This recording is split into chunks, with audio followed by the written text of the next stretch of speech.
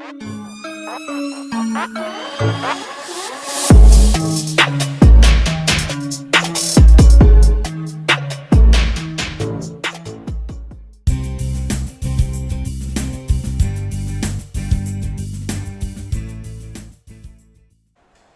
students, in today's lecture we are going to talk about one more cell organelle which is vacuoles. आता vacuolesला जर आपण पाहिलं तर सर्वात सिंपल जर कोणता सेल ऑर्गनल असेल तर तो वॅक्युअल आहे. आता याचं नाव कसं पडलं, का त्याला वॅक्युअल असं म्हटलं गेलं, आता आपण ह्याच्या सुरुवातीपासून स्टार्ट करूयात. वॅकस दॅट मीन्स एम्प्टी. काय सांगतो आपण, वॅकस याचा मीनिंग असा होतो की हा एम्प्टी असतो आणि असं एम्प्टी असणारं सॅक लाईक स्ट्रक्चर याला आपण म्हणणार आहोत वॅक्युअल्स. आता हे सॅक लाईक स्ट्रक्चर कोणताही ऑब्जेक्ट कन्सिडर करा. सपोज फॉर एक्झाम्पल आपली जी स्कूल बॅग आहे अगेन ती आतमध्ये वॅकंट आहे म्हणून तर आपण त्याच्यामध्ये काय करू शकतो, आपले जे डिफरंट ऑब्जेक्ट्स आहेत, बुक्स असतील, नोटबुक्स असतील, आपण त्याच्यामध्ये त्याला फिल करतो. इन द सेम मॅनर त्या सेलच्या आतमध्ये जे काही इम्पॉर्टंट, सपोज काही फूड स्टोअर करून ठेवायचे, काही सपोज हार्मफुल असतील त्यांना फर्दर नंतर डिस्ट्रॉय करायचे पण टेम्पररी त्याला स्टोअर करून ठेवलेत, किंवा काही इसेन्शियल जे ऑर्गॅनिक मटेरियल्स असतील फॉर एक्झाम्पल प्रोटीन त्यांना स्टोअर करून ठेवले, किंवा काय गॅस फिल करून ठेवला आहे, किंवा अजून त्यांचे बरेचसे वेगवेगळे फंक्शन्स आहेत. सो अशा पद्धतीने काहीतरी स्टोअर करून ठेवण्यासाठी असं जे एक सॅक लाईक स्ट्रक्चर आहे ते जनरली एम्प्टी असतं. एम्प्टी आहे म्हणून आपण त्याच्यामध्ये काही ना काही थिंग्स ह्या फिल करू शकतो and it is commonly known as वॅक्युअल्स.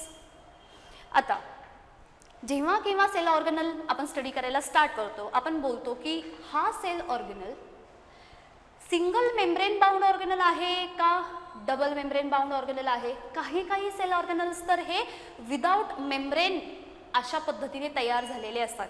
एक तर मेम्ब्रेन त्यांना प्रेझेंट नाही म्हणजे त्यांना बाउंड्रीच नाही आहे. सेकंड थिंग, एकच सिंगल लेअर असेल तर सिंगल मेम्ब्रेन बाउंड ऑर्गनल, आणि जर दोन लेअरनी ते तयार झाले असतील म्हणजे एक outer membrane and the second one is inner membrane and such two membrane togetherly non as the double membrane bound ऑर्गनल. In the case of these vacuoles are single membrane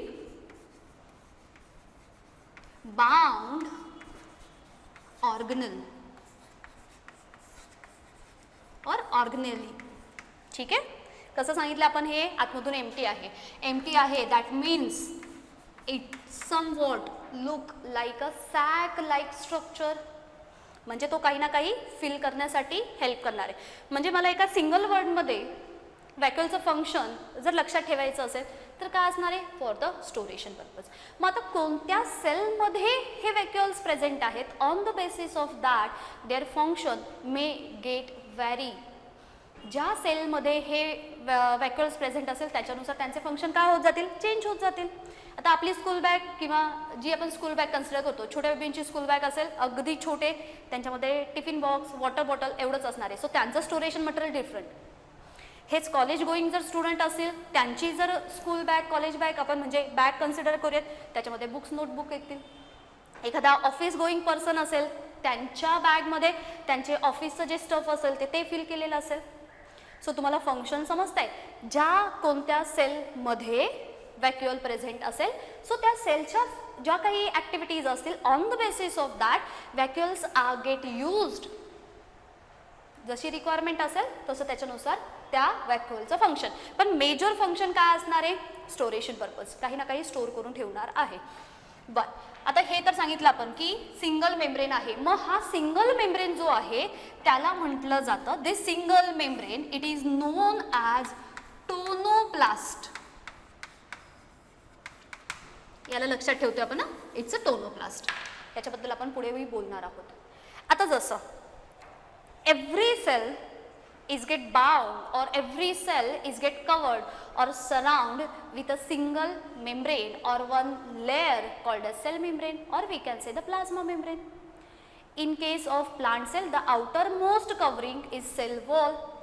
म्हणजे जर मला सेलच्या कवरिंगबद्दल बोलायचं असेल, if I am talking about or if I will consider over here one animal cell at the outer most covering, it is nothing but the cell membrane or we can say the plasma membrane, right? आता हेच जर मला न्यूक्लियसच्या बाबतीत बोलायचं असेल, centrally placed spherical and the prominent cell organelle generally known as nucleus, and this nucleus is double membrane bound organelle. हा nucleus मात्र कसा असतो, हा डबल मेम्ब्रेन बाउंड असतो, म्हणजे याला आपल्याला किती लेअर दिसणार आहेत, इथे आपल्याला लेअर ज्या प्रेझेंट असलेल्या दिसणार आहेत त्या असणार आहेत 2, अँड नेमली one is inner membrane and one is outer membrane. आणि आपण ह्या न्यूक्लियसला सुद्धा डिटेलमध्ये पुढच्या सेल ऑर्गनलमध्ये कन्सिडर करणार. आता मला सांगायचं आहे काय, सेलचं कवरिंग आहे त्याला नाव दिलं सेल मेम्ब्रेन, प्लाझ्मा मेम्ब्रेन. न्यूक्लियसची जी लेअर आहेत त्यांना म्हटलं जातं दे आर न्यूक्लियर मेम्ब्रेन. आपण कवरिंग बद्दल बोलतोय, right? And when these vacuoles are get surround with its membrane and their membrane known as tonoplast. आता आपण ह्या व्हॅक्युलला पाहूयात. व्हॅक्युल इन जनरल म्हणजे आपण काय करूयात, हा असा काहीतरी एक स्पेरिकल फॉर्ममध्ये, हा झाला आपला सिम्पली व्हॅक्युल. आणि मग याची ही जी काही एक मेम्ब्रेन आहे, ह्या मेम्ब्रेनला नाव काय दिलंय, आता ही डबल झाली, ॲक्च्युली ही डबल नसते, ठीक आहे.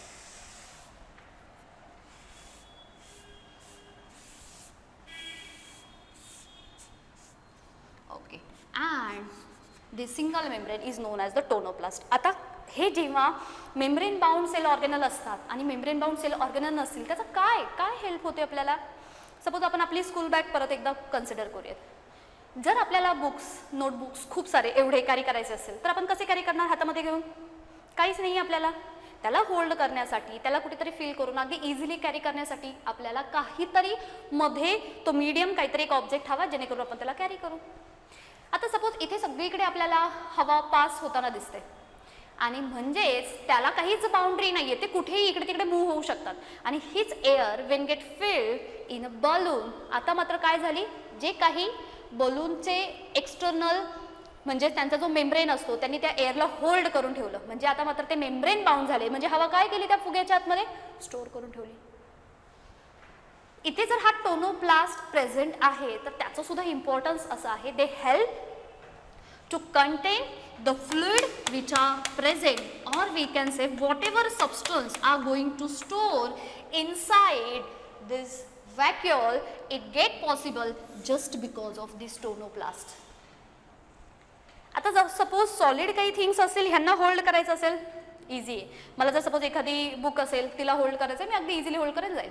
आणि हेच जर आपल्याला वॉटरला होल्ड करायचं असेल, हेच जर आपल्याला गॅसेस असतील डिफरंट ह्यांना जर होल्ड करायचं असेल, त्यांना कुठेतरी कॅरी करून घेऊन जायचं असेल, तर डेफिनेटली आपल्याला त्याच्यासाठी काय गरज लागणार आहे, with respect to the cell तिथे आपल्याला रिक्वायरमेंट असणार आहे व्हॅक्युअल्सची. असे व्हॅक्युअल्स आपण कुठे कुठे पाहिले होते, असे व्हॅक्युअल्स आपण एंडोप्लाझ्मिक रेटिक्युलमच्या शेजारी पाहिले, असे व्हॅक्युअल्स आपण गॉल्जी बॉडीज होते त्यांच्या तिथे प्रेझेंट होते. आपण डायग्राम फॉर्ममध्ये त्यांना पाहणार आहोत. आणि ह्या व्हॅक्युअलचा मेन पर्पज काय, फूडला स्टोअर करून ठेवणं. It could be food, it could be certain fluid. आता ह्याच्या आतमध्ये जे फ्लुइड असतं इन जनरल त्याला म्हटलं जातं इट इज सॅप, किंवा ज्या व्हॅक्युअलमध्ये सॅप लाईक फ्लुइड फिल केलेलं असतं त्यांना नाव दिलं जातं सॅप व्हॅक्युअल्स. त्यांना नाव काय आहे, सॅप व्हॅक्युअल्स. आता परत एकदा सेलमध्ये असे कोणते कोणते सेल ऑर्गनल्स आहेत आणि त्या सेल ऑर्गनल्सच्या आतमध्ये जर फ्लुइड कंटेंट असेल तर त्या फ्लुइडला काय टर्म केलं जातं ह्याच्यावरती MCQ विचारले जातात. आता here will start from the nucleus itself. This nucleus is get filled with some fluid along with the some genetic material, that chromatin fibres or chromosomes and other XYZ, whatever things are there, so that all things are get enclosed with the help of this nuclear membrane, and this fluid part which are present in the nucleus, it is known as nucleoplasm. ह्याचं नाव काय होतं, nucleoplasm. when we talk about this cell, and this entire cell again get filled with some fluid, this fluid is known as cytosol,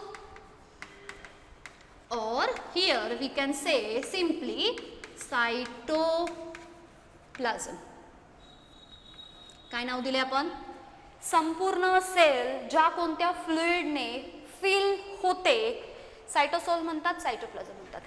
न्यूक्लियसच्या आतमध्ये जी fluid असतं nucleoplasm म्हणतात.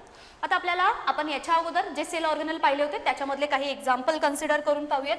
For example here we are going to consider it is one organelle, and just by seeing its structure we can easily understand it is nothing but the mitochondria. Again their inner wall he outer wall झाली, inner wall झाली. याच्यामुळे काय झालं, आतमधलं fluid त्यांनी त्याला hold करून ठेवलं.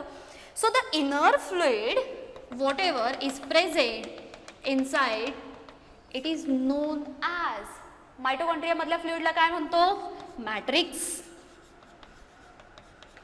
नावं चेंज होत चालली आहेत प्रत्येक सेल ऑर्गनलमध्ये ज्या पद्धतीने एअर असते.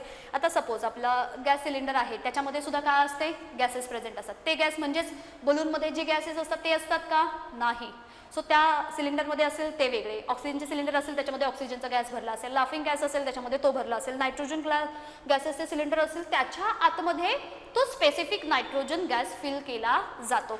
सेम वेमध्ये प्रत्येक जो कोणता सेल ऑर्गनल असेल ज्याच्यामध्ये फ्लुइड आहे ते फ्लुइड डिफरंट पद्धतीने किंवा डिफरंट नावाने ओळखलं जातं.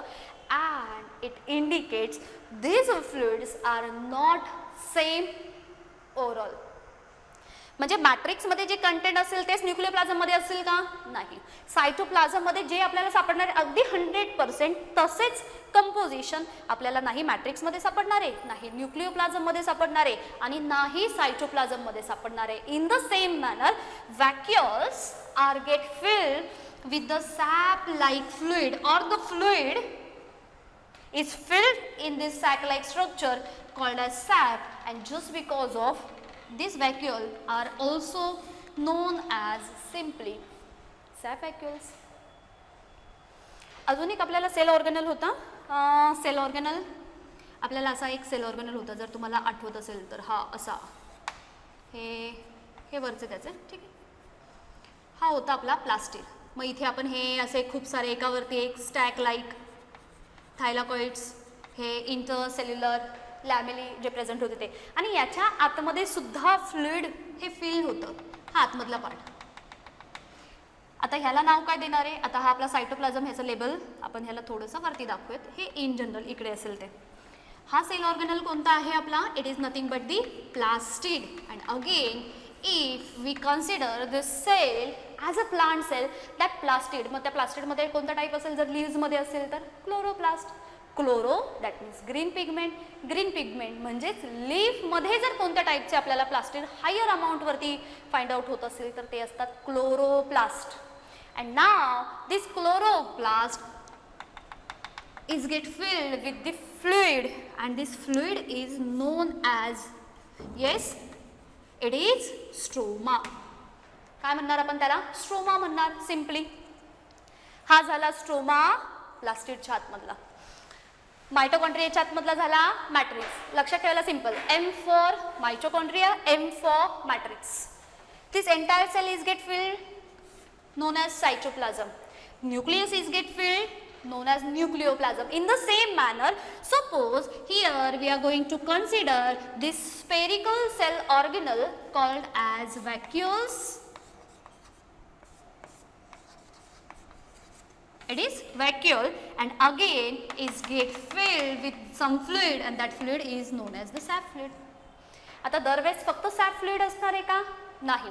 कधी त्याच्यामध्ये फूड मटेरियल स्टोअर असेल, कधी त्याच्यामध्ये हार्मफुल सबस्टन्स स्टोअर्ड असतात, कधी त्याच्यामध्ये ऑर्गॅनिक इसेन्शियल जे फार गरजेचे आहेत न्यूट्रिएंटसाठी ते स्टोअर फॉर्ममध्ये असेल, कधी कलर देण्यासाठी जे पिगमेंट असणार आहेत ते स्टोअर असेल. It depends. पुढे आपण फंक्शनमध्ये यांना कन्सिडर करणार आहोत. सो आपण कुठपर्यंत आलो, आपण सांगितलं vacus means what, empty. So this sac like structure which get bound with the single membrane, and that membrane is known as tonoplast, and such cell organelle known as vacuoles. This tonoplast bound and inner side it get filled with some fluid called as the sap, and just because of these vacuoles get filled with this sap, these vacuoles are known as sap vacuoles. मग ह्या SAP मध्ये present असतं तरी काय, चला ह्याच्याबद्दल बोलूयात. हे जे सॅप फ्लुइड आहे ह्याच्यामध्ये काय काय सापडतं आपल्याला. Suppose water content is there, minerals are there, minerals, then some sugar, then fats असतील, ॲमिनो ॲसिड्स, असे बरेचसे कंटेंट आपल्याला ह्या सॅप फ्लुइडमध्ये प्रेझेंट असलेले दिसून येतात. And this sap, just because of it contains the substance like this, that means water असेल, minerals असतील, sugar असेल, amino acids असेल, ह्याच्यामुळे होतं काय, they are hypertonic in nature as compared to the cytoplasm. हे काय होत चाललेत, हे हायपरटोनिक फॉर्म मध्ये असतात. आता हा हायपरटोनिक फॉर्म असतो काय, they are hypertonic. Hypertonic, that means they are showing their concentration higher outside as compared to the cell fluid. म्हणजेच कोण, सायटोप्लाझम. ह्यांच्यामध्ये कॉन्सन्ट्रेशन कसं सापडणार आहे आपल्याला, कॉन्सन्ट्रेशन इज हायर, पण कुठे, आउटसाइड. कुणाशी कंपेअर करतोय, with respect to the cytoplasm. आपल्याला काय काय गेलं, आपल्याला गेलं hypotonic, isotonic and hypertonic. Isotonic that means सेलच्या आतमधलं कॉन्सन्ट्रेशन किंवा सेल ऑर्गनलच्या आतमधलं कॉन्सन्ट्रेशन अँड बाहेरचं कॉन्सन्ट्रेशन दोन्हीही सेम असेल, आयसोटोनिक. बाहेरचं कॉन्सन्ट्रेशन जास्त आणि त्या सेल ऑर्गनलच्या आतमधलं कॉन्सन्ट्रेशन जर कमी असेल, हायपरटोनिक. आणि आतमधलं कॉन्सन्ट्रेशन जास्त, बाहेरचं सेल ऑर्गनलच्या बाहेरचं कॉन्सन्ट्रेशन कमी असेल, त्याला म्हणणार आहोत आपण hypotonic. So this SAP fluid it is hypertonic. जर कन्सिडर केलं तर हायपरटोनिक समजलाय. त्या सेल ऑर्गनलमध्ये म्हणजे व्हॅक्युअलमध्ये कोण आहेत, हे आहेत.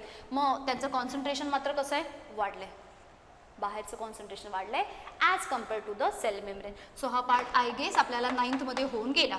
एकदा तुम्ही याच्यावरती परत एकदा फोकस देणार. कोणता, आयसोटोनिक, हायपोटोनिक अँड हायपरटोनिक. आपल्याला तिथे एक्झाम्पल गेले होते पा, रेझिन्स घेतले होते आपण, त्यांना पाण्यामध्ये डिप करून ठेवलं, किंवा शुगर सोल्युशन असेल, सॉल्ट सोल्युशन असेल, त्याच्यामध्ये त्यांना डिप करून ठेवल्यानंतर त्यांच्या ज्या सेल असतील त्यांच्यामध्ये कॉन्सन्ट्रेशन कसं असेल, एकदा बाहेर कॉन्सन्ट्रेशन जास्त दिसलं, एकदा सेलच्या आतमध्ये दिसलं, आणि एकदा सेल ऑर्गनल आणि सेल ऑर्गनलच्या बाहेरचे दोन्ही कॉन्सन्ट्रेशन सेम दिसले. On the basis of that they R non as either they are hypertonic in nature, hypotonic in nature और आयसोटोनिक इन नेचर. आता आपल्याला ह्याच्यावरती जास्त बोलायचं नाहीये, आपल्याला पुढचा टॉपिक पाहायचा आहे. इथे आलो आपण सॅप फ्लुइड बद्दल. म्हणजे आपण सुरुवात केली, हे वॅकस होते, एम्प्टी होते, सॅक लाईक स्ट्रक्चर होते, सिंगल मेम्ब्रेनने त्यांना कव्हर केलेलं असतं, नावाला टोनोप्लास्ट. टोनोप्लास्टमुळे काय झालं की आतमध्ये आपण फ्लुइड फिल करू शकतो. त्या फ्लुइडला काय म्हणणार, सॅप. सॅप याच्यामध्ये फिल केलेलं आहे म्हणून त्या व्हॅक्युअलचं नाव काय आलं, सॅप व्हॅक्युअल्स. आणि ह्या सॅप व्हॅक्युअल्समध्ये आपल्याला अशा टाईपचे सबस्टन्स दिसतात, आणि ह्यांच्यामुळे ते कशा नेचरचे दिसतात, हायपरटोनिक नेचरचे दिसतात. मग जसे व्हॅक्युअलच्या आतमध्ये सॅप फ्लुइड आहे तसे वेगवेगळ्या सेल ऑर्गनलमध्ये वेगवेगळ्या टाईपचे फ्लुइड फिल झालेले दिसून येतात. आता आपण जाणार आहोत त्यांच्या अकरन्स पार्टकडे, की कुठे हे व्हॅक्युअल्स प्रेझेंट असतात, किती नंबरमध्ये प्रेझेंट असतात, साईज यांची कशी आहे. आय गेस आपण हा डिफरन्शिएटिव्ह पॉईंट कायम लक्षात ठेवतो with respect to the plant cell and animal cell. So let's have a look. Occurrence,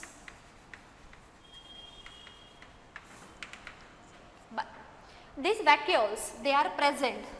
आता प्रेझेंट कुठे आहेत या, बरं आपण ह्याला प्रेझेंट कम्प्लीट लिहूयात, नाही तर प्रोकॅरेटिक सेल वाटेल ती.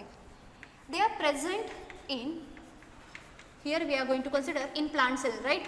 प्लांट सेलमध्ये तर असणारच आहे. आपण आत्ता सांगितलं इथे ते पिगमेंट जर स्टोअर करून ठेवणार असेल तर कोणत्या व्हॅक्युअलबद्दल बोलतोय आपण, प्लांट सेलमध्ये प्रेझेंट असणाऱ्या व्हॅक्युअलबद्दल बोलतोय. प्लांट सेलमध्ये आहे. In some large plant cell, large plant cell they are contain a single or one large vacuoles. काही प्लांटच्या ज्या लार्ज सेल असतात त्यांच्यामध्ये एकच मोठा असा व्हॅक्युअल प्रेझेंट दिसतो. म्हणजे आता याच्यामध्ये आपण दोन्ही गोष्टी सांगितल्या, आपण नंबर पण सांगितलं आणि त्याची साईज पण सांगितली. प्लांट सेलमध्ये एक असेल तर एकच लार्ज दिसतो, और in some other plants there are 3 to 4 permanent vacuoles. म्हणजेच प्लांटमध्ये आयदर एकच सिंगल लार्ज व्हॅक्युल असेल किंवा 3 ते 4 असे परमनंट व्हॅक्युल्स असू शकतात प्लांटच्या संदर्भात. आता ॲनिमल्स बद्दल बोलूयात. First then second, they also present in animal cells. In animal cell, they are smaller in size and higher in number. Smaller in size and higher in number. Animal सेलमध्ये मात्र कसे असणार आहेत, व्हॅक्युअलच्या साईज ह्या खूप छोट्या असतात आणि नंबर सुद्धा त्यांचे तेवढे जास्त असतात. म्हणजे जास्त क्वांटिटी असेल, साईज छोटी. क्वांटिटी कमी असेल, 1 किंवा 3 किंवा 4, तर यांची साईज मात्र कशी असते, मोठी असते. ह्याच्यावरती MCQ विचारला जातो. कोणत्या सेलमध्ये, प्लांट सेल और animal cell, they are containing smaller and less number vacuoles. म्हणजेच smaller in size and more in number such kind of vacuoles are generally found. मग खाली option plant cell, animal cell, bacteria cell, काय अजून XYZ असतील. मग आपल्याला माहिती आहे की ॲनिमल सेलमध्ये साईज छोटी, नंबर जास्त. प्लांट सेलमध्ये साईज मोठी पण नंबर कसे आहेत त्यांचे कमी. आता आपण याच्याबद्दल विचार करूयात, असं का असावं. ॲनिमल्समध्ये छोटे छोटे असेल साईजमध्ये, क्वांटिटी जास्त, आणि प्लांट सेलमध्ये मात्र क्वांटिटी जरी कमी असली तरी ते लार्ज फॉर्ममध्ये आहे. आता बघा, प्लांट्स आणि ॲनिमल्स एक स्टेशनरी असतात, एक मात्र लोकोमोटरी फॉर्ममध्ये येतो, नॉन स्टेशनरी फॉर्ममध्ये. म्हणजे प्लांट जे असतात ते एका जागेवरती स्थिर असतात, त्यांच्या मुवमेंट कमी, त्याच्यामुळे त्यांचं एनर्जी कन्झम्पशन कमी as compared to the animals. Animals मात्र कसे असतात, नॉन स्टॉप एनर्जी कन्झ्युम करत असतात. फॉर एक्झाम्पल मी आता बोलते किंवा माझ्या ज्या ॲक्टिव्हिटी परफॉर्म होतात, एनर्जीचं कन्झम्पशन आहे, त्याच्यामुळे स्टोअर करण्याची गरज लागत नाही. ते जे काही फूड असतं किंवा डायजेशन झाल्यानंतर त्याला युटिलाइज केलं जातं. प्लांटच्या तुलनेमध्ये मात्र त्यांना मात्र एनर्जी कन्झम्पशन कमी असतं, त्यांच्या मूवमेंट कमी असतात, हालचाली, जर प्लांट्स आणि ॲनिमलला कम्पेअर केलं तर. म्हणजे हा एक त्याचा पॉईंट आपल्याला लक्षात येऊ शकतो की यांना एनर्जी असं खर्च होत नाही आहे, खर्च होत नाही म्हणून ते स्टोअर करून ठेवतात, आणि यांची एनर्जी खर्च होते त्याच्यामुळे मात्र त्यांना ॲज इट इज स्टोअर करायची गरज नाही. एनर्जी संपली की परत आपण काय करतो, त्या एनर्जीचा इनटेक वाढवतो. हे झाले त्यांच्या ऑकरन्सबद्दल. आता बोलूयात हे कुठे कुठे ॲबसेंट असतात. हे प्रेझेंटबद्दल बोललो, आता ॲबसेंटबद्दल बोलूयात. They are absent in meristematic cell. Meristematic cell. They also absent in bacteria. Absent in bacteria, or here we can say PPLO. याला लक्षात ठेवतोय, याच्यावरती MCQ येतो. PPLO, one of the smallest organism, ज्याला आपण मायकोप्लाझमही म्हणतो, किंवा PPLO म्हणजे प्लुरोन्युमोनिया लाईक ऑर्गॅनिझम. 0.1 to 0.3 मायक्रोमीटर एवढ्या स्मॉल साईजचा असतो, सर्वात स्मॉलेस्ट सेल आपण कन्सिडर करतो. बरं, यांच्यामध्ये सुद्धा नाही, बॅक्टेरियांमध्ये सुद्धा, PPLO मध्ये सुद्धा नाही, मेरिस्टेमॅटिक सेलमध्ये सुद्धा नाही आहे. आता जेव्हा आपण याचं फंक्शन पाहणार आहोत की हे व्हॅक्युल्स अजून काय काय काम करतात अपार्ट फ्रॉम द स्टोरेशन, तेव्हा आपण मेरिस्टेमॅटिक सेलमध्ये व्हॅक्युल्स का प्रेझेंट नाही आहे याच्याबद्दल बोलणार आहोत. चला जाऊयात आपण. आता आपण त्याच्या फंक्शन पार्टकडे जाणार आहोत. स्ट्रक्चरल पार्ट आपल्याला समजलाय, एकदा याला रिवाइज करूयात म्हणजे आपण याला संपूर्ण वाईप आउट करूयात आणि आपल्या फंक्शन पार्टकडे स्टार्ट करूयात. आपण असं सांगितलं की व्हॅक्युल, this word comes from the vacuous and that vacuous nothing but the empty, खाली मोकळा येतो. मग असं सॅक लाईक स्ट्रक्चर की ते आतमध्ये रिकामं आहे, म्हणजेच डेफिनेटली त्याचा यूज आपल्याला काही ना काही स्टोअर करण्यासाठी करता येऊ शकतो. आणि म्हणजेच हे असं जे सॅक सारखं स्ट्रक्चर आहे ज्याला एकच सिंगल मेम्ब्रेन आहे, त्या मेम्ब्रेनलाही म्हणतो आपण टोनोप्लास्ट. असं दिसणारा सेल ऑर्गनल ह्याला आपण म्हणणार आहोत व्हॅक्युल्स. मग जर हा असा टोनोप्लास्ट आहे, मेम्ब्रेन कंटेनिंग सेल ऑर्गेनल आहे, म्हणजे आतमध्ये नक्कीच भरलेलं असेल काहीतरी. Generally these vacuoles are get filled with fluid called as sap fluid. आणि सॅप आतमध्ये प्रेझेंट आहे म्हणून त्याला म्हणतात सॅप व्हॅक्युल्स. हे फ्लुइड कंटेंट असतं. काय काय सापडतं ह्या सॅप फ्लुइडमध्ये? H2O, mineral, sugar, amino acid, other अजून बरेचसे आपल्याला त्याच्यामध्ये प्रेझेंट असलेले दिसलेलं, हे त्या फ्लुइडमध्ये प्रेझेंट आहेत. मग ते सस्पेन्शन फॉर्ममध्ये असतील, कोलायजल फॉर्ममध्ये असतील, ते कोणतेही सोल्युशन ते कोणत्याही फॉर्ममध्ये असतील, बट हे अशा पद्धतीने आहेत. त्याच्यामुळे त्यांचं नेचर मात्र कसं सांगितलंय, they are hypertonic in nature as compared to the cytosol. याला लक्षात ठेवत आहे. सायटोसॉल सायटोप्लाझमच्या तुलनेमध्ये हे जे काही सॅप व्हॅक्युलच्या आतमध्ये सॅप प्रेझेंट आहेत, हे मात्र नेचर कसे दाखवतात, हायपरटोनिक फॉर्मचे, म्हणजेच कॉन्सन्ट्रेशन लेवल त्यांची जास्त दिसून येते. त्याच्यानंतर पुढे आपण पाहिलं असं की सपोज ही एक सेल कन्सिडर केली, ज्या सेल ऑर्गनलच्या आतमध्ये फ्लुइड प्रेझेंट आहे, ते फ्लुइड वेगवेगळ्या नावाने ओळखलं जातं. For example, nucleus is get filled with fluid, त्याला म्हणणार nucleoplasm. Entire cell is get filled with some fluid called as cytoplasm. Mitochondria is get filled with some fluid called as matrix. whereas plastid or chloroplast is get filled with fluid called as stroma, and by uniting, or we can say togetherly, this nucleoplasm and cytoplasm, it is known as protoplasm. हे सुद्धा आपण याच्या अगोदर पाहिलं होतं. हा nucleoplasm plus हा cytoplasm एकत्रित ह्याला म्हणणार आहोत आपण प्रोटोप्लाझम.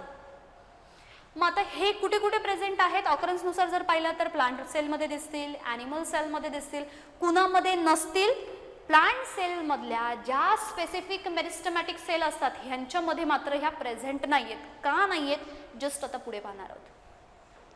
बॅक्टेरियांमध्ये प्रेझेंट नाही आहेत, PPLO सुद्धा नाही आहेत.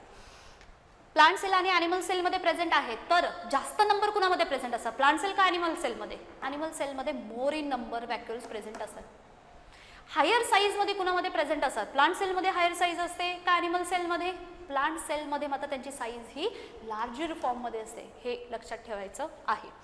बरं, आता जाऊयात आपण त्यांच्या फंक्शन पार्टकडे. आणि मेरिस्टमॅटिक जो पार्ट आहे तर त्या मेरिस्टमॅटिक सेलमध्ये का दिसत नाही त्यालाही पाहूयात. सगळ्यात पहिल्यांदा आपण काय करूयात, त्याच्या फंक्शन बद्दल स्टार्ट करूयात. आता त्याचे फंक्शन आपल्या टेक्स्टबुकमध्ये असे स्प्रेड झाले, सगळे स्कॅटर्ड झालेत. आपण ह्या सर्वांना जमा करायचा प्रयत्न करूयात.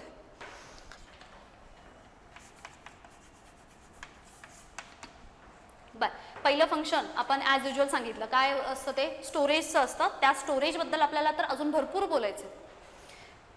मी जस्ट इथे मेन्शन करते, नंतर जेव्हा आपण याला अगेन डिटेलमध्ये कन्सिडर करूयात तेव्हा अगदी डिटेलमध्ये बोलूया, कारण स्टार्टिंगला आपण ह्याच्याबद्दल थोडंसं इंट्रोड्यूस केलं आहे.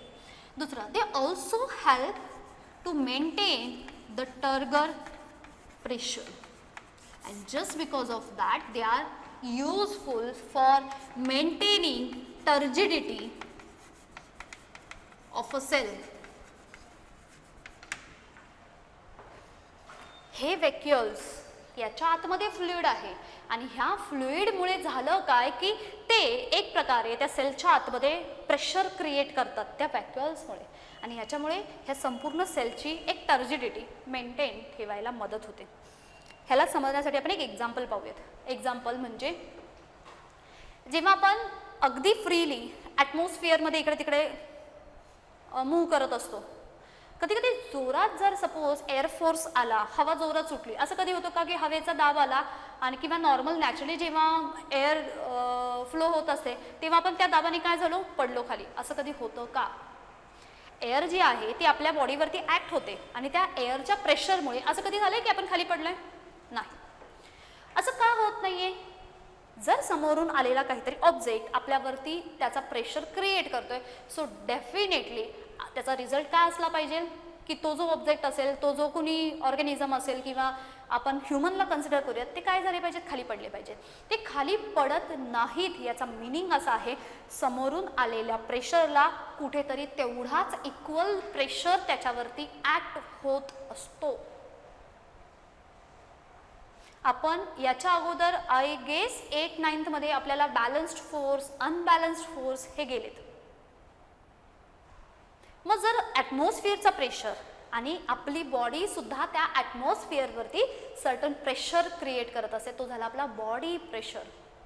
हे दोन्ही इक्वल असतात, म्हणून तर आपण फर्मली किती हवा आली तरी नुसते हवेने पडत नाही. पण हा जेव्हा आपल्या बॉडीच्या प्रेशरपेक्षा ॲटमॉस्फेरिक प्रेशर हा मात्र एक्सेस असतो. जसं आत्ता रिसेंटली जे निसर्ग सायक्लॉन आलं होतं मोठ्या प्रमाणावरती, तुम्ही पाहिलं असेल किंवा ऐकलं असेल न्यूजमध्ये, त्याच्या फ्लोमध्ये जाऊन तुम्ही उभे राहिले आणि म्हटले की नाही आता मात्र आम्ही तो प्रेशर टॉलरेट करू शकतो, कारण आपल्या बॉडीमध्ये सुद्धा प्रेशर आहे. ते मात्र पॉसिबल नाही, कारण तेव्हा मात्र तो जो ॲटमॉस्फेरिक प्रेशर असणार आहे तो मात्र हायर असणार आहे. ॲटमॉस्फिअरमध्ये जे काही गॅसेस प्रेझेंट असतात ते आपल्या बॉडीवरती नकळत किंवा कुणावरतीही प्रेशर एक्झर्ट करत असतात. त्या प्रेशरला तेवढ्याच ताकदीने होल्ड करून ठेवण्यासाठी इंटरनल प्रेशर असतात. इन द सेम मॅनर हे जे सेल ऑर्गनल्स आहेत ना, ज्यांच्या आतमध्ये हे फ्लुइड आहे, ह्या फ्लुइडमुळे होतं काय, ते त्या सेलची टर्जिडिटी मेंटेन ठेवण्यासाठी मदत करतात. म्हणजेच ते ऑस्मोटिक प्रेशर क्रिएट करतात किंवा ते टर्गर प्रेशर क्रिएट करतात, जेणेकरून ती सेल स्टेबिलाइज फॉर्ममध्ये राहते. असं महत्त्वाचं काम कोण करतात? व्हॅक्यूल. स्टोरेज तर आहेच आहे, त्याच्या व्यतिरिक्त टर्गर प्रेशर. देन थर्ड बोलणार आहोत ते आहे they also helps in cell elongation. म्हणजे व्हॅक्यूल असंही काम करू शकतात सेलला इलॉंगेट करण्यासाठी. इलॉंगेशन म्हणजे वाढणे, त्या सेलची साईज इन्क्रीज होणे. याच्यासाठी सुद्धा व्हॅक्यूल हेल्प करत असतील? येस, हेल्प करतात. कसे? त्यासाठी आपण आता परत एकदा मेरिस्टेमॅटिक सेलकडे जाऊयात. आता आपण इथे असं कन्सिडर करतोय, हे एका प्लांटचं रूट आहे. आपण असं मोठं झूम करून पाहिलं. ह्या प्लांटच्या रूटच्या टिपला इथे एक असं कॅप लाईक स्ट्रक्चर असतं, and this cap like structure is itself known as root cap. आता आपल्याला 11thलाच मॉर्फोलॉजिकल स्ट्रक्चर इन अँजिओस्पर्म असं आहे आपल्याला, त्याच्यामध्ये आपल्याला इच अँड एव्हरी त्यांचे फंक्शन पाहायचे आहेत. किंवा याच्या अगोदर सुद्धा तुम्हाला एक 8-9thला जेव्हा किंवा हा पार्ट गेला असेल बॉटनीचा, त्याच्यामध्ये तुम्हाला माहिती असेल रूट जे असतात, आता सगळ्याच रूटला असे प्रेझेंट नसतात. रूट जे असतात ते अगदी इझिली पेनिट्रेट होण्यासाठी त्या ग्राउंडमध्ये किंवा त्या सॉईलमध्ये त्यांना त्या रूटच्या वरती अजून एक म्युसिलेज अशा फॉर्ममध्ये एक कॅप लाईक स्ट्रक्चर असतं, जेणेकरून ते इझिली पेनिट्रेट होतात आतमध्ये. ते कॅप लाईक स्ट्रक्चर आहे ना, त्यालाच म्हणतात रूट कॅप. आणि आपल्याला तर माहिती आहे मेरिस्टेमॅटिक सेल कुठे प्रेझेंट असतात? They are generally present in a growing tip और द ग्रोईंग शूट और we can say growing root. Anywhere there is a growing point present. जिथे कुठे वाढणारा तो जो ग्रोईंग पॉइंट असतो, त्या पॉइंटच्या टिपला हे ॲपिकल रिजनला ज्या सेल प्रेझेंट असतात त्या असतात मेरिस्टेमॅटिक सेल. मग आता हा त्याचा टीप जो आहे रूट आहे, हे काय आहे? आपला रूट आहे. रूटच्या बाहेर सांगितले हे जे रूट असेल तर त्याला वरती इथे असं कॅप लाईक काय आहे स्ट्रक्चर, त्याला काय नाव दिलं? Root cap. म्हणजेच ह्या मधल्या रिजनमध्ये मात्र आपल्याला काय दिसणार आहे? सेल प्रेझेंट असलेल्या दिसतात. मग आता ह्या ज्या सेल आहेत आपण त्यांना एकदा पाहूयात. इथे ह्या छोट्या छोट्या टायनी सेल प्रेझेंट आहेत. आपण थोडेसे अजून वरती दाखवूयात, म्हणजे लेबल करायला आपल्याला थोडंसं प्रॉपर समजून येईल. आता हे आपण ह्याला झूम करून पाहतो, त्याच्यामुळे हा जो झोन आहे इथे ह्या ज्या सेल प्रेझेंट आहेत त्यांना म्हणणार आहोत आपण मेरिस्टेमॅटिक सेल. ह्या सेलची खासियत अशी असते, this cells are present in a growing part of a plants. प्लांटचा जो पार्ट हळूहळू ग्रो होतोय तिथे हा प्रेझेंट असतात. म्हणजे यांची सर्वात प्रॉमिनंट कॅरेक्टरिस्टिक काय असते? डिवाइड करणे. हे काय होतं असतात? पटापट मल्टिप्लाय होतात, डिवाइड होतात. एका सेलच्या 2 सेल तयार होतील, 2 सेलच्या 4 होतील, 4च्या 8 होतील, 8च्या 16 होतील.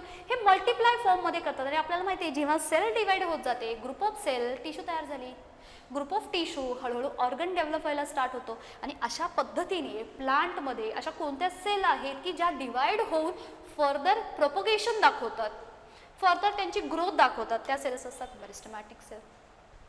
आता काय होतंय, एका मेरिस्टेमॅटिक सेलला आपण इथे बाजूला घेऊन पाहूयात. ही झाली आपली एक मेरिस्टेमॅटिक सेल. एक अशी रॅन्डमली आपण सांगतोय की एक सर्क्युलर ही मेरिस्टेमॅटिक सेल आहे. मग ही जी मेरिस्टेमॅटिक सेल असते, it undergoes the cell division and there is a formation of 2 daughter meristematic cell. हे तर सिम्पल माहिती आहे ना, कोणतीही सेल डिव्हिजन केली की 2 डॉटर त्यांच्या सेल तयार होतात. ही मेरिस्टेमॅटिक सेल असेल, पेरेंट मेरिस्टेमॅटिक सेल, ह्या 2 काय असणार आहेत, डॉटर मेरिस्टेमॅटिक सेल. आता पुढे डिवाइड झालेल्या ह्या ज्या सेल असतात, डिवाइड झाल्यानंतर जेव्हा केव्हा ते फ्लुइड त्या सेलच्या आतमध्ये स्टोअर करतील. फ्लुइड कोणतं असणार आहे, फ्लुइड स्टोअर करतात म्हणजे सेल ऑर्गनल कोणतं असणार आहे, व्हॅक्युअल. मग यांच्या बॉडीमध्ये प्रेझेंट असणारं हे जे व्हॅक्युअल आहे, आता इथे आपण सेंटरला दाखवूयात, सेंट्रली प्लेस असणारं, ह्याच्यामध्ये खूप सारं फ्लुइड भरलं गेलं आहे. आणि हे भरल्यामुळे झालं काय की पुढे जेवढा मॅक्सिमम अमाऊंटमध्ये, आता आपण थोडीशी साईज मोठी दाखवूयात म्हणजे तुम्हाला दिसायला सोपं जाईल, ह्याच्या आतमध्ये जो व्हॅक्युअल होता ना, हा अशा पद्धतीने वाढायला सुरुवात झाला. जेवढं जास्त भराल तेवढी त्याची साईज वाढायला सुरुवात होते. याचं सर्वात एक्झाम्पल जे प्रॅक्टिकली तुम्ही एक्सपिरियन्स केलं आहे ते म्हणजे होळी किंवा रंगपंचमीच्या दिवसांमध्ये आपण त्या बलूनमध्ये वॉटर फिल करतो. जेवढं अमाऊंट ऑफ वॉटर येतं तसं त्या बलूनचा आकार काय होत जातो रे, इन्क्रीज होत जातो. त्याची एक कॅपॅसिटी असते, सर्टन कॅपॅसिटी नंतर मात्र ते काय होतं, बर्स्ट होतं आणि पूर्ण पाणी असेल ते बाहेर पडून जाईल. सेम वेमध्ये एक single meristematic cell undergoes the cell division. पुढच्या ज्या सेल असतील त्या पुढे फर्दर वाढण्यासाठी हेल्प करतात. So they start to absorb certain nutrients or the fluid and that all fluid is get stored into their व्हॅक्युअल्स.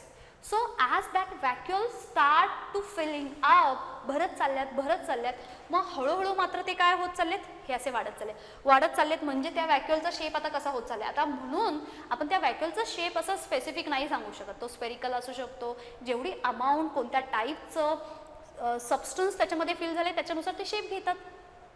आपली जी काही बॅग असते त्याच्यामध्ये जेवढं तुम्ही स्टफ भराल तिचा आकार असा वाकडा तिकडा कुठेही बाहेर एक्सटेंडेड फॉर्ममध्ये दिसतो. मिनिमम अमाऊंटमध्ये भरले तर त्याचा स्पेसिफिक जो शेप असेल तो दिसेल आपल्याला. जास्त अमाऊंटमध्ये ॲब्झॉर्ब झाले, त्या ज्या व्हॅक्युअल होत्या त्या हळूहळू अशा इलॉंगेट व्हायला लागल्या आणि याच्यामुळे ह्यांच्यापासून पुढे डिवाइड झालेला पार्ट जो आहे म्हणजे हे खाली ग्रो होत जातं. इथे वरती ज्या सेल दिसणार आहेत ह्या सेल मात्र थोड्याशा आपल्याला अशा इलॉंगेटेड फॉर्ममध्ये डेव्हलप झालेल्या दिसतात. आणि हे सेल का अशा वाढायला लागल्या, कारण त्यांच्या आतमध्ये प्रेझेंट असणारे हे जे व्हॅक्युअल्स आहेत ह्यांनी मॅक्सिमम फ्लुइड ॲब्झॉर्ब करून घेतला आणि त्या फ्लुइडमुळे त्या व्हॅक्युअलचा शेप चेंज झाला आणि त्या व्हॅक्युअलच्या शेपमुळे ती सेल ज्या होत्या त्या सुद्धा वाढायला स्टार्ट झाल्या आणि त्यांच्यामुळे ह्याला म्हटलं जातं it is a zone of cell elongation. आणि मला सांगा अशा जर सेल इलॉंगेट होत जर गेल्या तर डेफिनेटली तो जो प्लांट असेल त्या प्लांटची साईज वाढायला सुरुवात होते. आपल्याला माहिती आहे काय, एका सीडपासून एक इन जनरल सीड कन्सिडर करूयात आपलं किडनी शेप सीड. इथून वरती हे त्यांचे शूट पार्टिकल, खाली असतील ते रूट पार्टिकल आणि जेव्हा सपोज हा टिप पार्ट आहे, मेरिस्टेमॅटिक सेल प्रेझेंट आहेत, ह्या फर्दर डिवाइड होत जातील. हे रूट खाली खाली खाली खाली असं ग्रो व्हायला स्टार्ट होतं.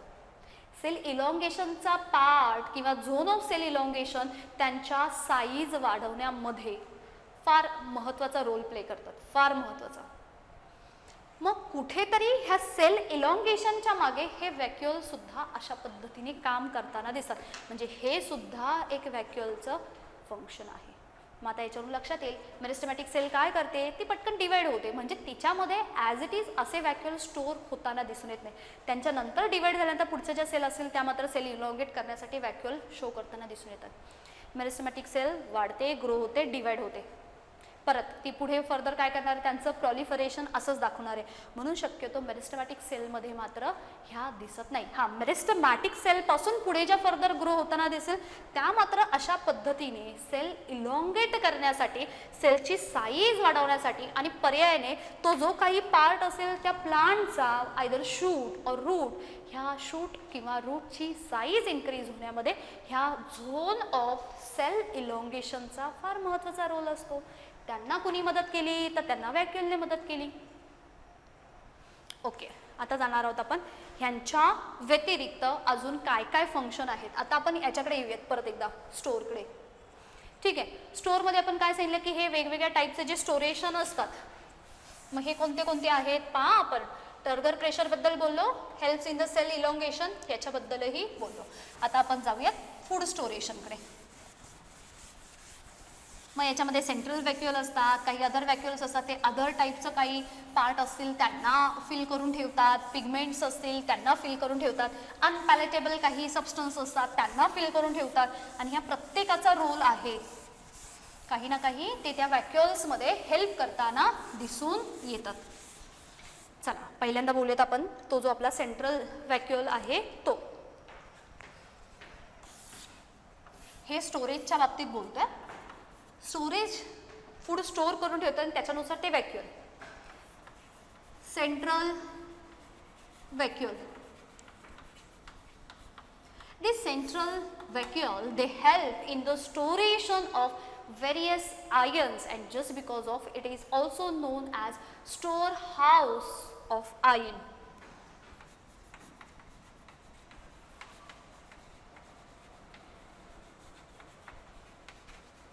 आयन्स सुद्धा काय करतात, हे स्टोअर करून ठेवण्यासाठी मदत करतात. अशा टाईपचे. मग यांची प्लेसमेंट कुठे आहे, कुठे दिसतात बेसिकली, हे सेंटरला. बऱ्याच वेळेला तुम्ही पाहिलं असेल, सपोज ही एक सेल आहे, शेपवरून अंदाज येईल ही कोणती सेल असेल. ती कोणती सेल आहे, it is plant cell. Many time you may have observe centrally placed organelle, it is nucleus, right. मग अदर ऑर्गेनल्स जे कोणते असतील ते, सपोज आपण इथे दाखवला हा एंडोप्लाझ्मिक रेटिक्युलम. आता हे थोडंसं रफ कन्सिडर करतो आपण. त्याच्यानंतर सपोज आपण इथे दाखवले हे अशा पद्धतीने, हे कोण असणार आहेत, हे असणार आहेत आपल्या गॉल्जी बॉडीज. त्याच्यानंतर सपोज आपण इथे दाखवूयात एखादा, ठीक आहे, हा झाला आपला मायटोकॉन्ड्रिया. आपण असं समजूयात की इथे एक व्हॅक्युअल प्रेझेंट आहे, मोठा व्हॅक्युअल प्रेझेंट आहे. कधी कधी हा व्हॅक्युअल एवढ्या अमाऊंटमध्ये ते फ्लुइड स्टोअर करतो आणि ह्याच्या साईज वाढल्यामुळे ह्या न्यूक्लियसला तो पुश करतो आणि त्याच्यामुळे न्यूक्लियस काय केला जातो, तो त्यांच्या पेरिफेरीकडे पुश होतो. एवढेही मोठे असतात ते. मग कधी कधी काय होतं, यांची प्लेस जी असते ती थोडीशी नियर अबाउट सेंटरला आलेली दिसते, पण सेंट्रलला कोण असतात, इन जनरल पाहिले तर न्यूक्लियस असतात. यांच्यामध्ये जास्त अमाऊंटमध्ये फ्लुइड स्टोअर केल्यामुळे त्यांनी काय केलं, न्यूक्लियसला पुश केलं. पुश केल्यामुळे हे सेंटरला आले, म्हणून नाव पडलं सेंट्रल व्हॅक्युअल. आणि स्टोअर काय करतात, तर ते मॅक्सिमम आयन स्टोअर करण्याचं काम करताना दिसून येतं आपल्याला. दुसऱ्या टाईपचे, दे आर स्मॉल व्हॅक्युअल, थोडी छोटे. नाव दे हेल्प सीडमध्ये, ज्या सीडमध्ये प्रेझेंट असणाऱ्या सेल असतील त्या सेलच्या आतमध्ये जे व्हॅक्युअल आहेत, they help for the storation of certain organic substance. Help in the storation of organic substance, and that organic substance are get stored in the form of protein. आणि म्हणून बऱ्याच वेळेला आपण ह्या सीडला का कन्झ्युम करतो, कारण हायर अमाऊंटवरती आपल्याला ह्यांच्यापासून प्रोटीन कंटेंट मिळतो.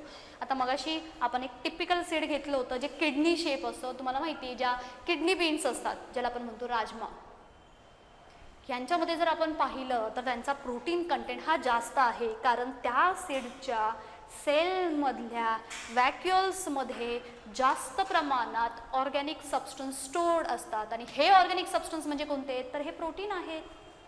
म्हणजे हा सुद्धा यूज झाला.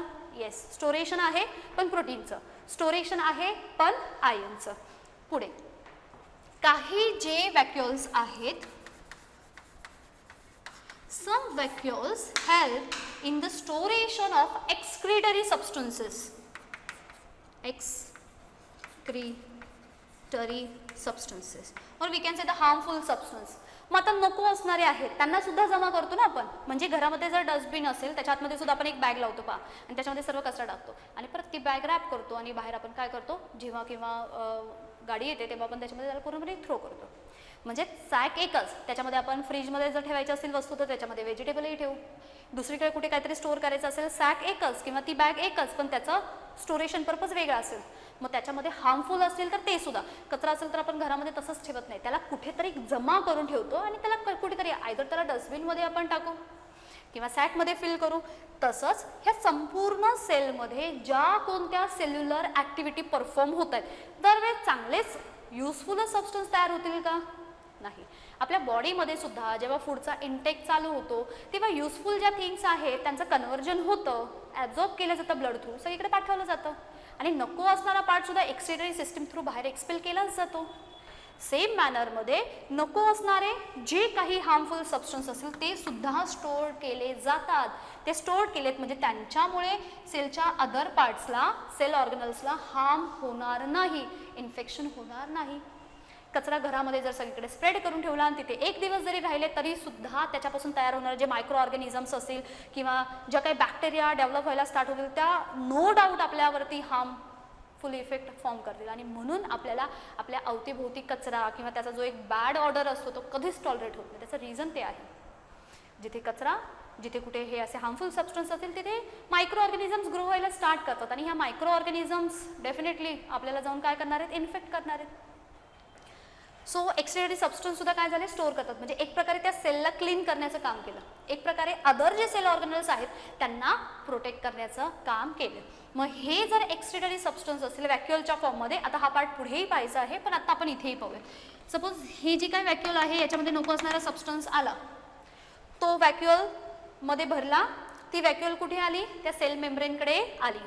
बघा ही आहे आपली सेल मेम्ब्रेन. हा जो व्हॅक्युअल होता ना इथे, याच्यामध्ये आपण सर्व हार्मफुल सबस्टन्स भरून ठेवले. त्याच्यानंतर तो कुठे आला, तो त्या सेल मेम्ब्रेनच्या जवळ आला. हे लक्षात येते, सेल मेम्ब्रेनच्या जवळ आला. सेल मेम्ब्रेनच्या जवळ आल्यानंतर तो काय होतो, पुढच्या प्रोसेसमध्ये हा जो पार्ट असतो तो अशा पद्धतीने, म्हणजेच आतमधलं जे काही सबस्टन्स असेल ते त्या सेल मेम्ब्रेनच्या बाहेर टाकलं. एक्झोसायटोसिस केलं त्याने, एक्झोसायटोसिस. सेलच्या आतमध्ये नको असणारे सबस्टन्स हे वेसिकलमध्ये फिल केले, वेसिकल थ्रू ते सपोज पाठवले व्हॅक्युअल्समध्ये. व्हॅक्युअल्स, जे व्हॅक्युअल्स एक्सक्रिटरी सबस्टन्सला स्टोअर करतात, अशा व्हॅक्युअलमध्ये फिल केल्यानंतर तो व्हॅक्युअल मूव्ह करत कुठे आला, त्या सेल मेम्ब्रेनकडे आला, सेल मेम्ब्रेनच्या कॉन्टॅक्टमध्ये येतो.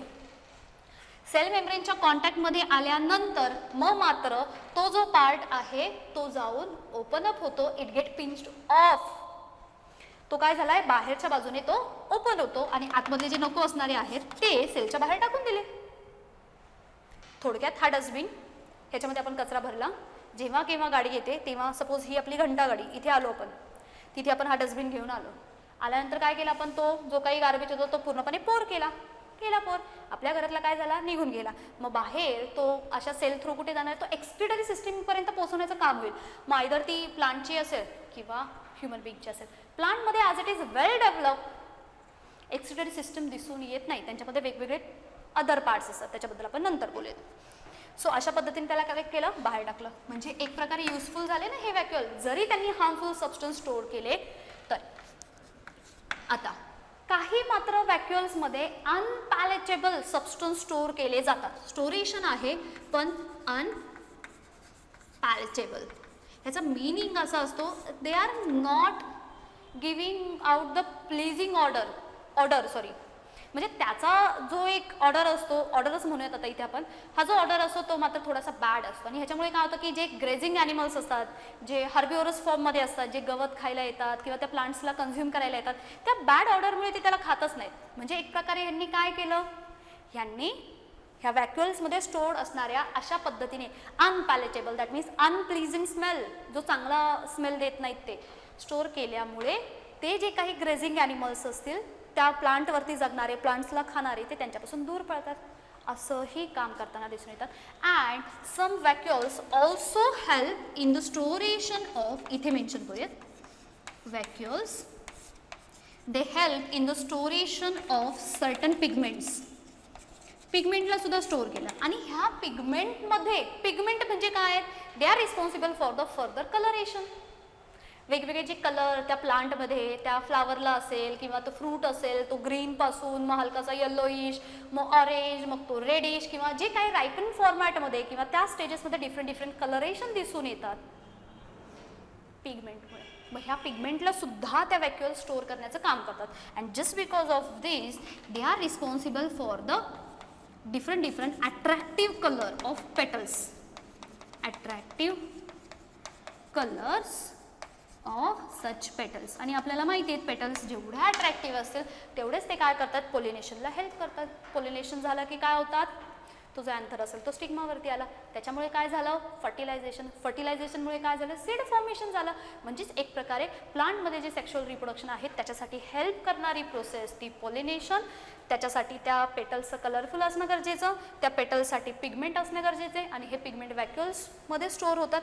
अशा पद्धतीने हे व्हॅक्युल्स वेगवेगळ्या पद्धतीने हेल्प करताना दिसून येतात. हा पार्ट पाहतोय आपण फंक्शनचा, स्टोरेशन. सेंट्रल व्हॅक्यूलला काय स्टोअर केला हायर अमाऊंटमध्ये आयर्न.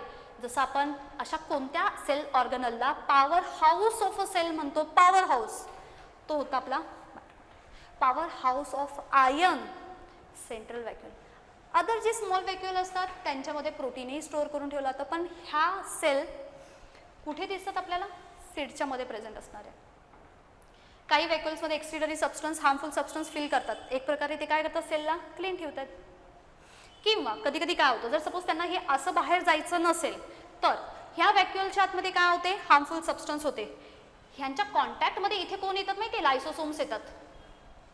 हा लायसोसोम्स जेव्हा ह्या व्हॅक्यूलच्या कॉन्टॅक्टमध्ये येतो तेव्हा मात्र तो काय झाला, तेव्हा मात्र तो ॲक्टिव्ह होतो. मग जर सपोज त्यांना माहिती की आता हे संपूर्ण व्हॅक्यूल सपोज नष्ट करायचं आहे, मग ते काय करतील यांच्या कॉन्टॅक्टमध्ये येतील. म्हणजे हा कोणत्या टाईपचा असणार आहे ऑटो लायसोसोम्स असेल, चौथ्या टाईपचा लायसोसोम्स, तो त्या व्हॅक्यूलच्या कॉन्टॅक्टमध्ये येईल आणि त्या पूर्ण व्हॅक्यूलला बस्ट करून टाकेल, फिनिश, डिस्ट्रॉय केला तो कचराच पूर्ण. जसं काही ठिकाणी काय करतात आपल्या घराच्या अवतीभोवती जागा असेल कचरा तिथे गोळा करतात आणि त्याला जाळून टाकतात. आपल्याला त्याची विल्हेवाट लावायची, डिस्ट्रॉय करायचे, मायदर लायसोसोमच्या साह्याने करतील किंवा ते जातील सेल मेम्ब्रेनच्या कॉन्टॅक्टमध्ये आणि एक्झोसायटोसिस थ्रू, एक्झोसायटोसिस आणि एंडोसायटोसिस परत एकदा आपण पाहणार आहोत. हे झाले. आता आपण पाहूयात की ह्या व्हॅक्यूलचे किती टाईप पाहायला मिळतील. आता आपण ह्यांनाही टाईप म्हणू शकतो का, कारण सेंट्रली प्रेझेंट होते, नाव पडलं सेंट्रल व्हॅक्यूल. छोट्या अमाऊंटवरती प्रोटीन कंटेंट स्टोअर केले, स्मॉल व्हॅक्यूल झाले. काही अनपॅलेटेबल असे व्हॅक्यूल्स होते. आता फंक्शननुसार किंवा कुठे प्रेझेंट आहेत त्यांच्यानुसार त्यांचे काय टाईप पडतात एकदा आपण त्याला कन्सिडर करूयात, म्हणजे आपला व्हॅक्यूलचा पार्ट फिनिश. बरं, सर्वात पहिल्यांदा व्हॅक्यूलच्या आतमध्ये जर फूड स्टोअर केलं तर काय म्हणूयात नाव त्याचं, types of vacuoles. If such vacuole is get filled with some food material then it is known as food vacuoles. हे समजतंय. जर त्या व्हॅक्यूलमध्ये फूड भरलं किंवा फूड स्टोअर करत असेल तर त्यांना आपण म्हणणार आहोत फूड व्हॅक्यूल्स. जर हे फूड सॉलिड फॉर्ममध्ये असेल तर अशा टाईपच्या व्हॅक्यूलला किंवा सॉलिड फूड फिल केले म्हणून त्याला म्हटलं जातं फॅगोसोम्स. जर फूड लिक्विड फॉर्ममध्ये असेल तर त्याला म्हटलं जातं पिनोसोम्स. इथे एक थोडंसं लक्ष देत आहे, हा तुमच्या टेक्स्टबुकच्या व्यतिरिक्त टॉपिक आहे. जे नवीन असेल त्याला पटापट नोट डाऊन करणार, अंडरलाईन करणार, स्टार करणार, समजते नाही समजते त्याच्या अकॉर्डिंग तुम्ही त्याचं क्लासिफिकेशन स्टार्ट करा. आपल्याला इथे टेम्पररी असं लक्षात ठेवायचं आहे जे व्हॅक्यूल फूडला स्टोअर करतील त्यांचं नाव त्याच्यानुसार पडलं फूड व्हॅक्यूल. दुसरं पाहणार आहोत आपण ते आहेत gas व्हॅक्यूल्स. As their name suggests, they are get filled with gaseous substances. आता मला सांगा सेलच्या आतमध्ये गॅसेसची काय गरज आहे. काही सेल अशा आहेत फॉर एक्झाम्पल कोणत्या माहिती ॲक्वॅटिक प्लांट्समधल्या. Aquatic plants for example in aquatic plants their cells and the cells which are containing certain kind of vacuoles, that vacuoles are get filled with gas. आणि याचा त्यांना हेल्प काय होतो माहिती आहे, दे प्रोव्हाइड बयोन्सी. आणि आपल्याला हे माहिती आहे जे ॲक्वॅटिक प्लांट्स असतात पाण्यामध्ये राहणारे ते पाण्याच्या सरफेसवरती तरंगण्यासाठी त्यांच्या ज्या सेल असतात त्यांच्यामध्ये एअर हे फिल केलेले असतात. काही सेल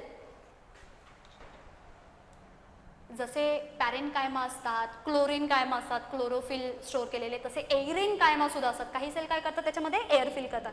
पण ॲक्वॅटिक प्लांटमधल्या सेलच्या आतमधल्या व्हॅक्यूल्समध्ये जर पाहिलं ना तर तिथे गॅसेस फिल करून ठेवलेले असतात. जेणेकरून ते लाईटवेट फॉर्ममध्ये होतात आणि ते एक बॉयन्सी फॉर्म करून देतात. त्या वॉटर सरफेसवरती इझिली सर्वाईव्ह करण्यासाठी अशा टाईपच्या गॅस व्हॅक्युलचा सुद्धा उपयोग होतो. गॅस स्टोअर केला, गॅस व्हॅक्युल. फूड स्टोअर केलं, फूड व्हॅक्युल. आणि अजून एक तिसऱ्या टाईपचे व्हॅक्युल, त्यांचं नाव आहे कॉन्ट्रॅक्टाईल vacuoles. And these contractile vacuoles, that means they are showing capacity for contraction and then relaxation. आणि जिथे कुठे अशी कॉन्ट्रॅक्शन आणि रिलॅक्सेशन असे रिदमिक मुवमेंट होते, ॲक्च्युली ते काही ना काही फंक्शनसाठी हेल्प करणारे. पहिल्यांदा पाहूयात कुणामध्ये हे दिसतात. दे are generally seen in, for example, in fresh water animals like amoeba, paramecium, etc. ह्यांच्यामध्ये दिसतात. ते का दिसतात त्याच्यासाठी सुद्धा पाहूयात.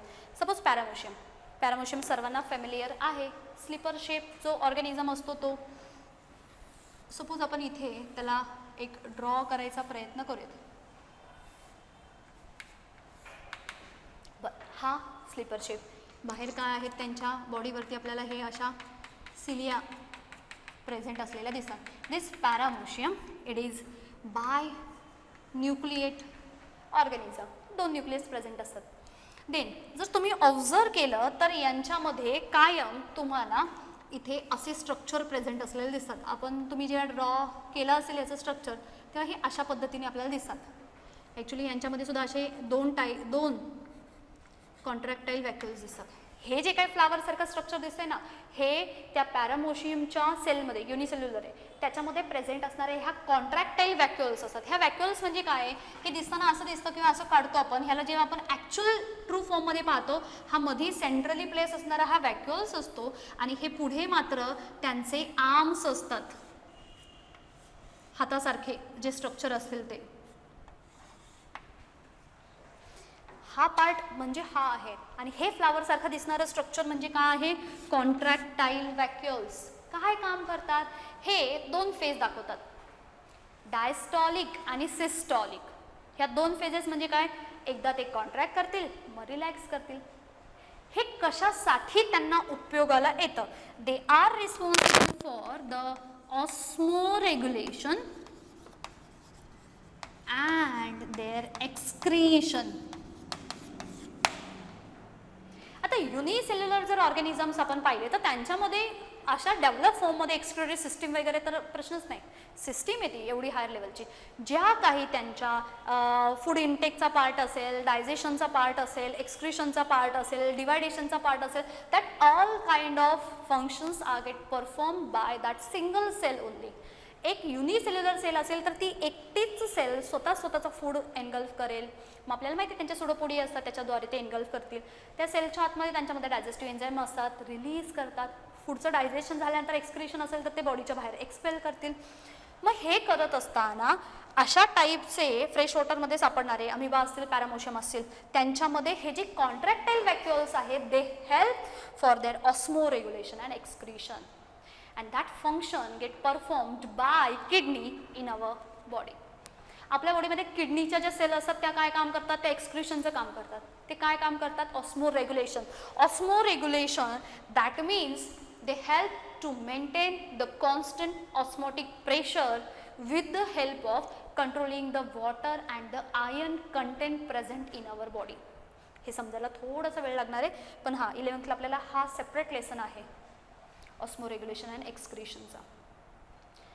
सॉल्ट कंटेंट असेल, आयर्न असेल, वॉटर असेल, हे आपल्या बॉडीमध्ये ते मेंटेन राहिलं पाहिजे आणि नको असणारे असेल ते बॉडीच्या बाहेर टाकायचं एक्सक्रिशन. आणि ह्यांचं कॉन्सन्ट्रेशन स्टेडी स्टेटमध्ये बॉडीमध्ये मेंटेन ठेवणं, ऑस्मोटिक प्रेशरला मेंटेन ठेवणं, ह्याला इक्विव्हॅलंट रेंजमध्ये ठेवणं, ते म्हणजे ऑस्मोरेग्युलेशन. याच्यासाठी आपल्याकडे किडनी सेपरेट ऑर्गन आहे. तसं यांच्यामध्ये ह्या ज्या काही व्हॅक्युल्स आहेत त्या काय करताना दिसतात आपल्याला, कॉन्ट्रॅक्टाईलमध्ये आपण 2 फेज सांगितल्या. एक सांगितली होती आपण सिस्टॉलिक फेज, इथे पुढे मेन्शन करूयात आपण 2 फेजेस. एक होती सिस्टॉलिक फेज आणि दुसरी आहे डायस्टॉलिक फेज. सिस्टॉलिक फेजमध्ये काय करणार आहेत, ते होणार आहेत contract. So they are responsible for the contraction and the diastolic they are for the relax. आता हे दोन वर्ड तुम्हाला फॅमिलियर आहेत. अगेन आपल्याला सिस्टॉलिक आणि डायस्टॉलिक प्रेशर असतं. जेव्हा हार्ट हा पंपिंग करत असतो तेव्हा तो एक पंप म्हणजे काय असतो, एक सिस्टॉल आणि एक डायस्टॉल असतो.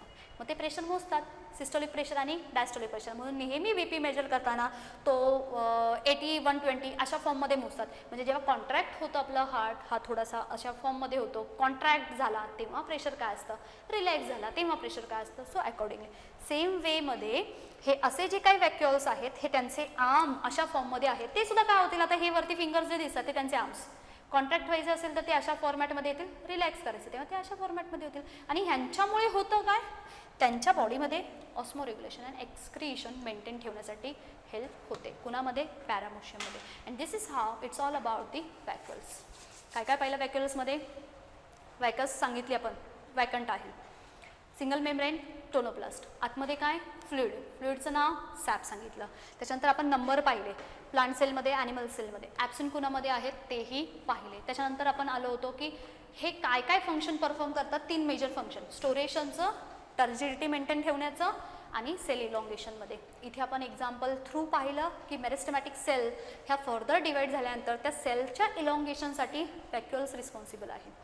फूड स्टोरेजसाठी अगेन वेगवेगळ्या टाईपचे पाहिले. सेंट्रल व्हॅक्युअल आयन स्टोअर केले, स्मॉल व्हॅक्युअल होते त्यांनी स्टोअर केलं प्रोटीन सीडमध्ये असेल ते, काही व्हॅक्युअल्स होते त्यांनी हार्मफुल सबस्टन्सला स्टोअर केलं, काहींनी अनपॅलेटेबल म्हणजे खराब असा स्मेल फर्दर सिक्रेट होईल अशा फॉर्मॅटमध्ये ते व्हॅक्युअल्स होते, जेणेकरून ग्रेझिंग ॲनिमल्स त्यांना खाऊन त्यांना डिस्ट्रॉय करणार नाहीत. म्हणजे एक प्रकारे तेही त्यांचं फंक्शन.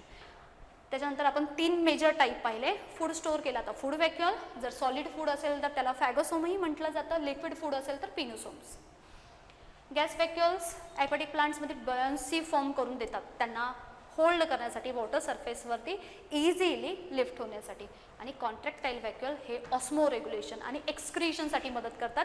कुणामध्ये, अमिबा असेल किंवा पॅरामोशियम असेल तिथे. Okay, thank you.